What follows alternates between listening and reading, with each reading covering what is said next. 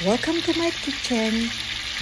Kagagaling ko lang sa aking trabaho at dumaan ako sa palengke para bumili ng isda. At nahugasan ko na siya at ngayon ipiniprito ko na siya. Ngayon babalik pa rin natin ang isda para maluto rin ang kabilang side.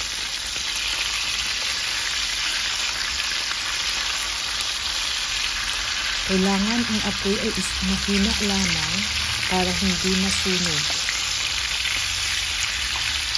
Makikita mo fresh na fresh pa yung isda na yan dahil binili ko yan sa mangingisda. Tama ba yun?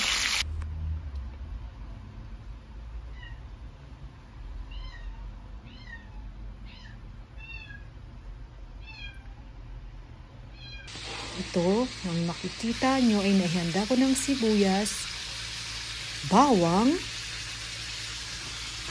at kamatis. May itlog pa siyang 4.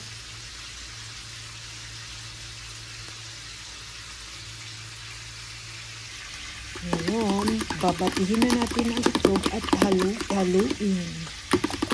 Ayan.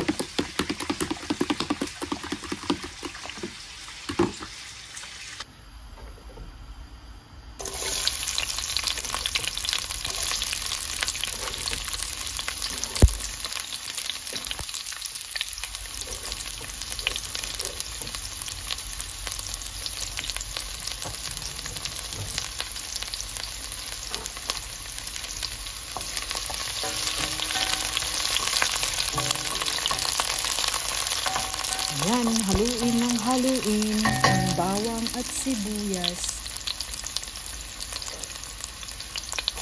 Ay, hindi ko pa pala nailagay yung bawang.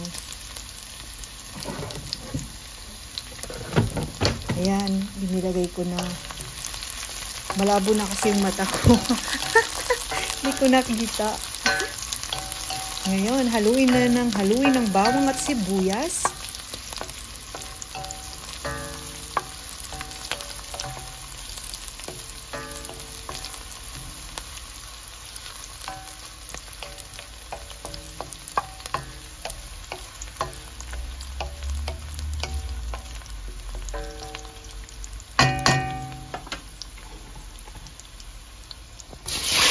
Isunod na natin ang kamatis. Pag maraming kamatis, lalong sasarap ang iyong sarsyadong isda. Haluin at hayaan muna nating maluto ang kamatis.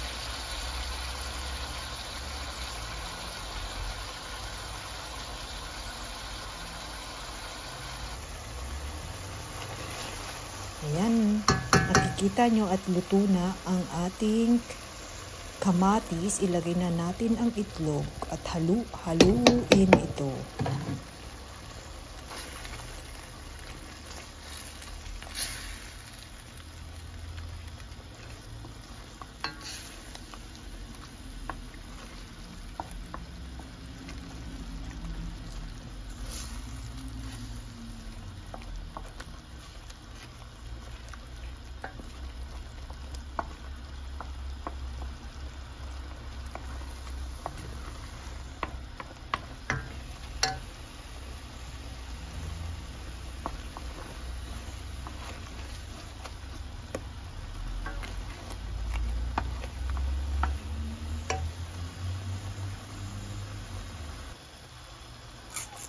Pag luto na ang itlog, pwede na nating lagyan ng asin. Konting asin lang. Kasi baka sobrang alat naman. Kasi yung isda may asin na yun bago prituhin. Ayan na, ipatong ng isda.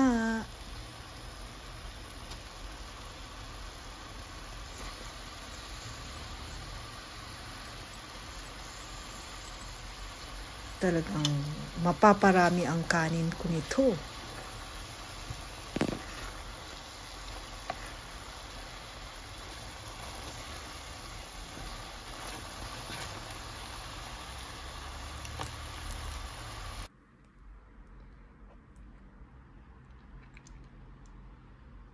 Ayan na, gutom na ako. Gutom na, gutom na.